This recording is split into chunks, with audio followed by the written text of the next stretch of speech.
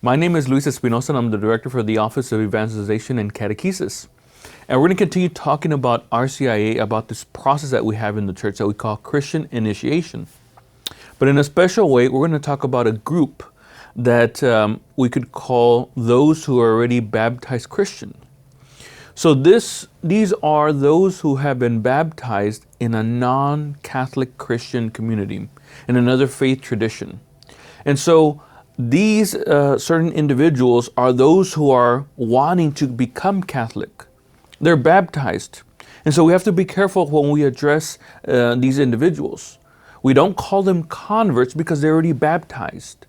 They are candidates. That's the word that we use for anybody who is baptized non-Catholic and is wanting to become what? Come into full communion with the Catholic Church. And so when we talk about those who are baptized non-Catholic, we talk about them going through a period of preparation, very similar to Christian initiation, very similar to what we would do with those who are not baptized. But in this case, we talk about these individuals that are already baptized, but are wanting to receive the sacraments of initiation, wanting to become full members of the church. So one of the places that we go to so we could talk more about who these individuals are is the national statutes. Within the national statutes on the Catechumenate, and especially for us in the United States, we have in statute number 30 that mentions about what are these persons that are a part of this group. And so it says, those who have already been baptized in another church or ecclesial community should not be treated as catechumens or so designated. Their doctrinal and spiritual preparation for reception into full communion should be determined according to the individual case. That is, it should depend on the extent to which the baptized person has led a Christian life within a community of faith and been appropriately catechized to deepen his or her inner adherence to the church. So I mentioned this statute number 30, because it's important, because it's very loaded with a lot of words that we have to make sure we are clear. Initially, again, it's saying about that we should not be labeling them, we should not be treating them as we would a catechumen, someone who is not baptized. Instead, we have to recognize and realize this person has already been baptized, already has received a dignity due to the fact that they're already baptized.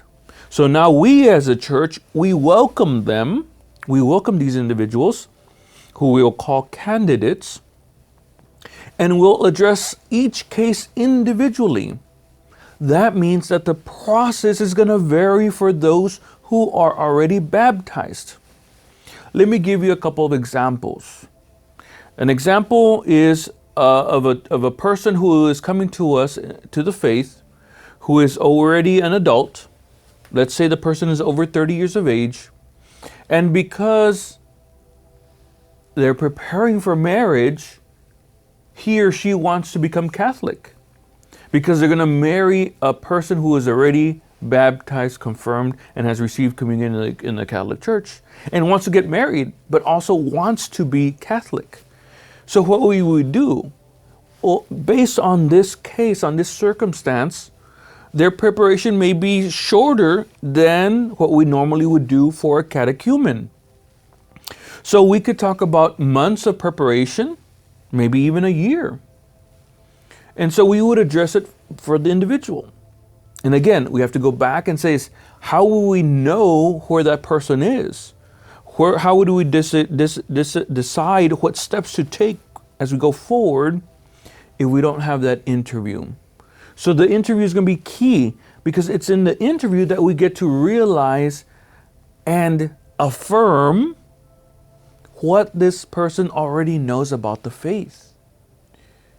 More than likely, they already have some intuition. They already have some, maybe even classes that they've gone through because of their desire to become Catholic.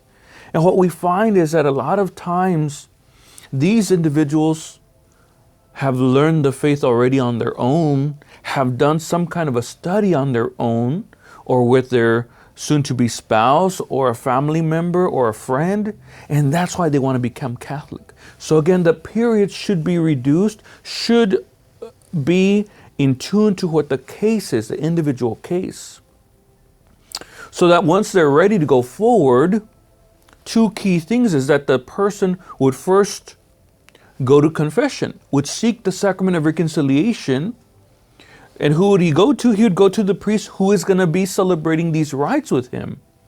Because then after celebrating the sacrament of confession, then the next step would be is to go through this rite.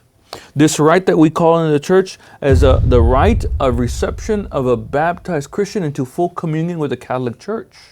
So this rite that is appropriately done within the context of a Holy Mass would first, after going through the liturgy of the Word, after the homily, then be called to profess the faith with everybody, not by himself, with everybody. So everyone who is present at that Mass would say the profession of faith.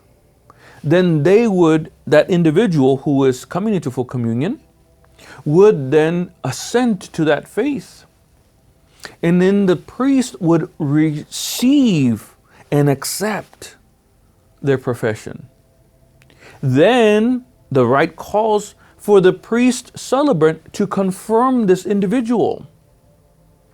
In that also within this one celebration, then this individual would also receive communion for the first time. So it is this complete rite that should be done together in one celebration and not separated. So that's one of the situations, one of the cases. There's been other cases where an individual may be of catechetical age, maybe a child who was baptized non-Catholic, because maybe at that time, at that point, their recourse was to get baptized in a non-Catholic faith tradition. But they were for the most part, have always been attending Mass, have been involved in the community with their family.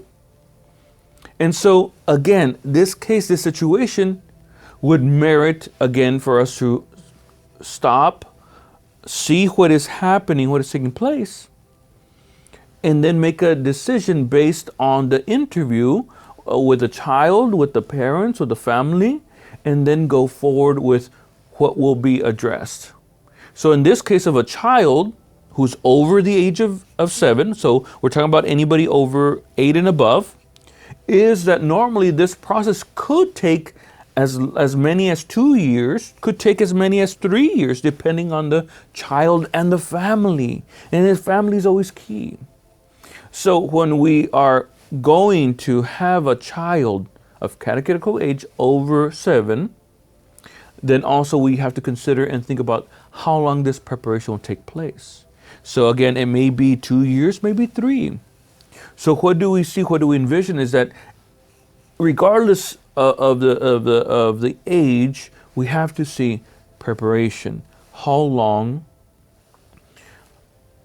and looking at the preparation of the parents of the family as we go forward in bringing this additional person into the full communion of the church. So then it is possible that if they're 8, they wouldn't receive any sacraments until the age of 10 or 11.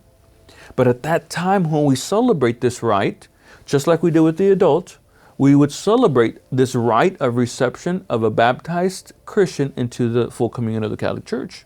So then in that same celebration, it would be the profession of faith, it would be the confirmation, it would be administering Eucharist.